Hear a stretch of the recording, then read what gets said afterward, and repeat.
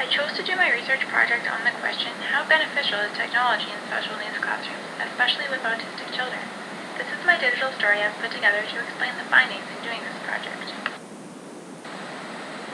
This digital story includes an introduction, a bit of background on my personal experience with autistic children, the research context, the methods of investigation, the findings, a conclusion, and references.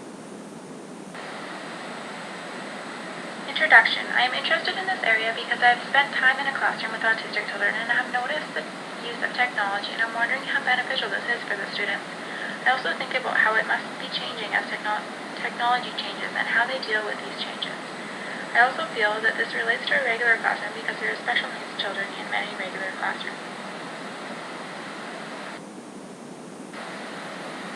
Background. The background of this focus is that there has been many technological advances and that there are questions lingering on how beneficial this is to the students, especially the benefits in the autistic classroom.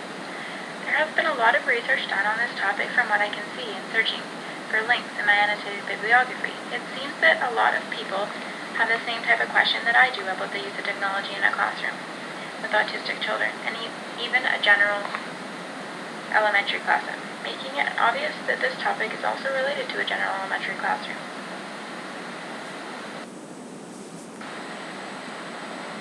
Research context. I gathered data from the books, journals, research papers, and a survey I put together, as well as in my school placement, which is in a CSSI classroom. I was able to use anonymous data from my classroom and what I have witnessed in it during my time there that relates with technology.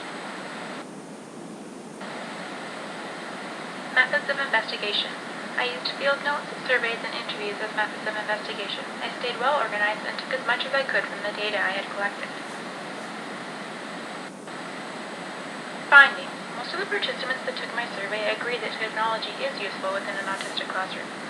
Some of the comments were, iPads seem to be very universally rewarding for lower functioning children. Definitely, yes, it can be really helpful to keep students engaged and is a great scaffold to break down an assignment or project into progression. The participants that did not agree with the use of technology in classrooms, comments were, some may be almost obsessed with technology and others may not be as interested.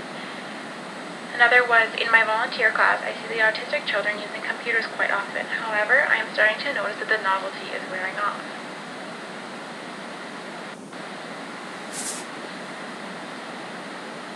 Some examples of technology. The question I asked in my survey was, what examples have you witnessed of useful technology within a classroom setting, especially with children with autism? The responses I got were smartphone apps, iPads, smartboards, iPads, iPods, for communication when verbal skills are limited, board marker software, Raz Kids. I have only seen headsets where they sit and listen to a book to keep them calm, iPods that use apps specifically designed for autism, headphones with soothing music to block out the other noises that are hard for autistic children to process, laptops or tablets that help them type their work instead of having to write are very useful, smartboards that allow kids to visualize the work